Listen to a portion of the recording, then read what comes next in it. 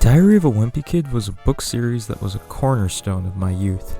It blended poorly drawn characters with the personality and perspective of the 11-year-old series protagonist Greg Heffley. Despite numerous clones and knockoffs of this franchise, there's something fun and unique about Greg and his misadventures that I find endearing to this day. Diary of a Wimpy Kid was written and illustrated by cartoonist Jeff Kinney on the website Funbrain in 2004. After failing to get the comic strip he created syndicated, he decided to put it aside and set his sights on writing a book about a scrawny middle school loser.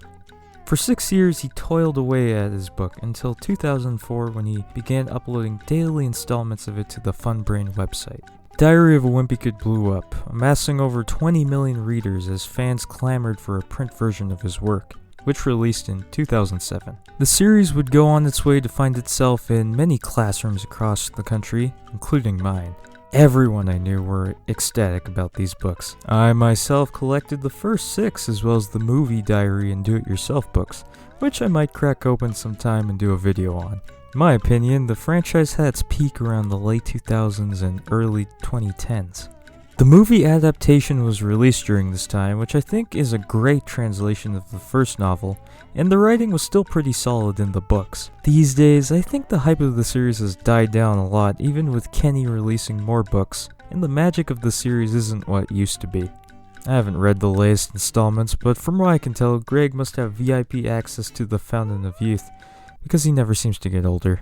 So today I want to take a look back at the franchise, specifically the first book, and piece together why I remember it so fondly. Oh, and also, sorry I look like this. My budget got overblown last video. Fair change? The immediate response I felt when holding Diary of a Wimpy Kid in my hands was a giddy sense of excitement, as if I was teleported back to when I was 10.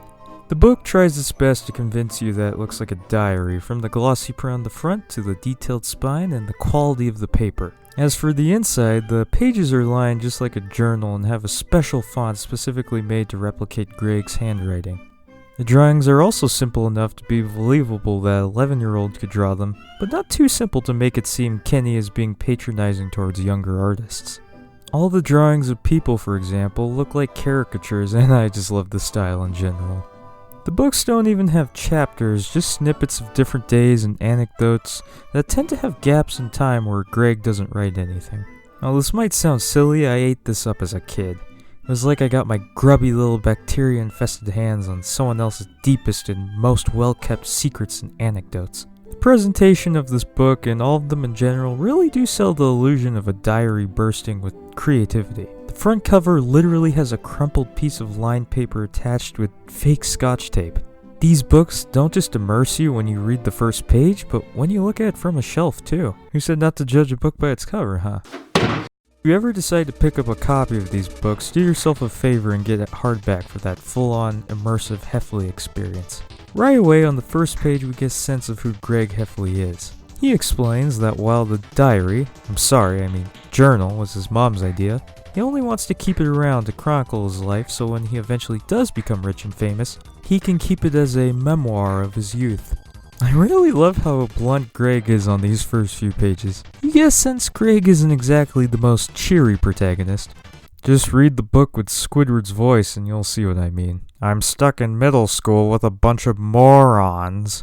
Greg introduces us to a variety of characters, from Rowley, his naive and dim-witted best friend, Susan, his mom who is a stereotypical PTA parent, Frank, his dad who's a sports junkie, Roderick, his rebellious older brother, Manny, the spawn of Satan, and a variety of his classmates like Sherrard, Fregley, and many others.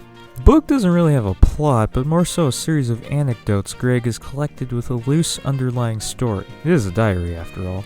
As for Greg, many people have likened him to a sociopath. There's even a whole essay someone wrote on this topic.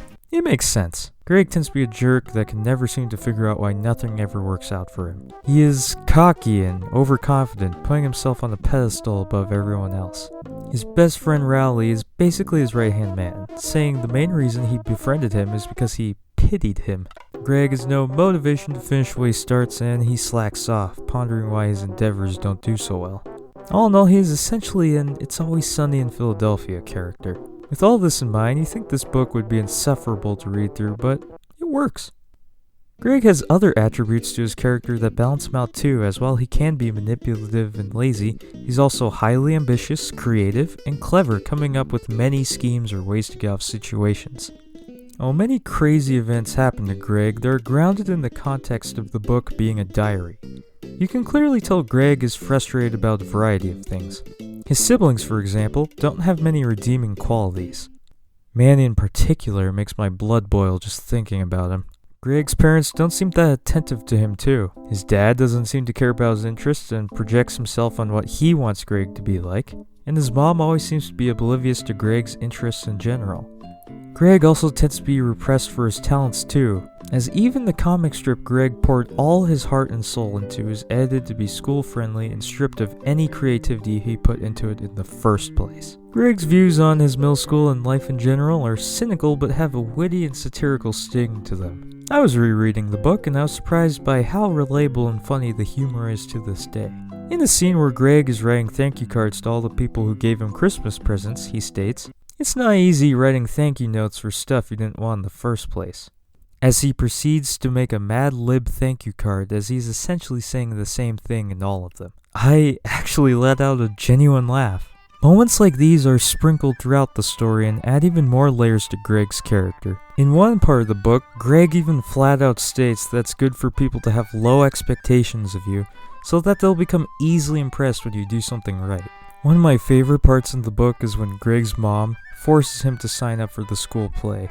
A variety of circumstances out of his control try to humiliate him more and more, such as Manny shouting "Bubby" in front of hundreds of people with Greg deflecting the nickname onto another performer. He even stops himself from singing due to Roderick recording the whole thing to use against him in the future. Eventually it comes full circle when Patty, the main actress of the play, who screwed over Greg from earlier, gives him a burning look of hatred off stage, as he is sabotaging the show. Fed up with this treatment, Greg responds by throwing an apple at her, starting a fight. It's the cyclical subplots that make you realize how awful Greg can be, but also how much of a bad hand he gets dealt in the first place.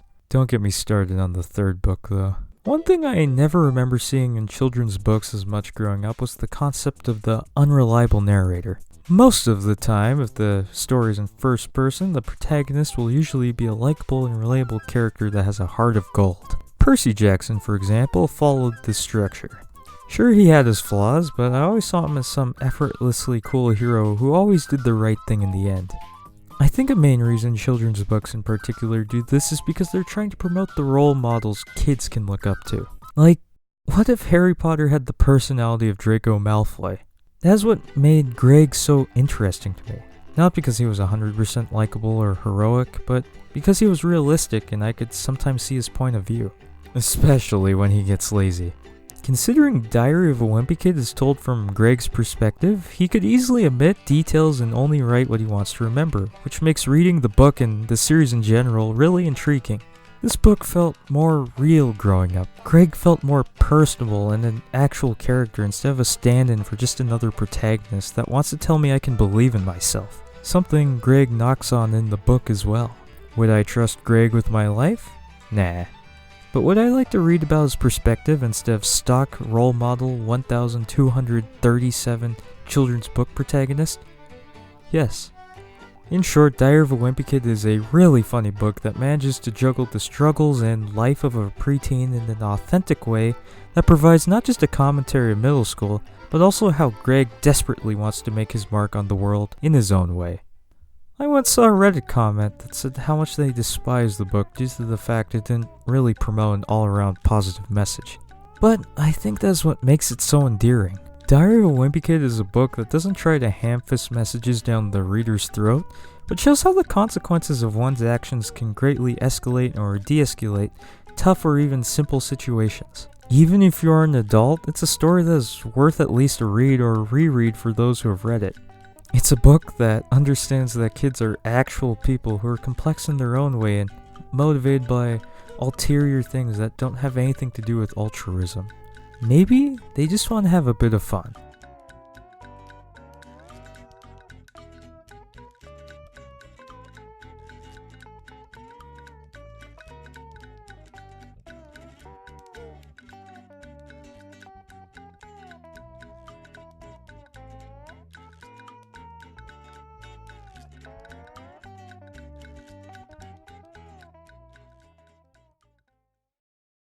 Wow, I hope this video I worked really hard on gets lots of views. Zoo-wee mama!